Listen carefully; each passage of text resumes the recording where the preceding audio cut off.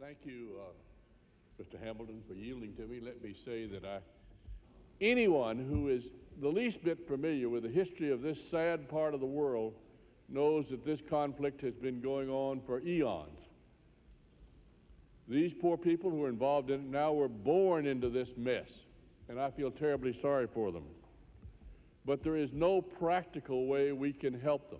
As fathers, forget the congressman and the congresswoman. As fathers and as mothers, imagine you have to sit back and watch your wife raped in front of you. Imagine that you watch your daughters raped in front of you. Imagine that your sister is involved. Or if you're a woman, imagine that your daughter's been taken away, pulled out of your arms, and taken away, and is in a house in a village down the street.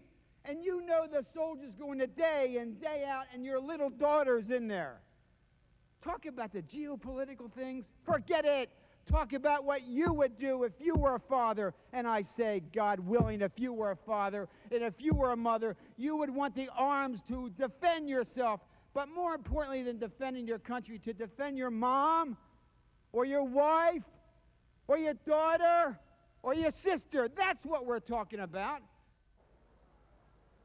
On this vote, the yeas are 298, the nays are 128. The bill is passed. The motion to reconsider is laid on the table. Of a red line. But I'm afraid, and I told that to Izetbegovic, that he will be put in the position the past Daran, where he will put his own soldiers in the situation the past Daran, where during the Iran-Iraq war, remember 7 years of war, 100,000 of young people launched just with their Kalashnikov against a modern army, it was the Iraqi army, and without any result but this sacrifice.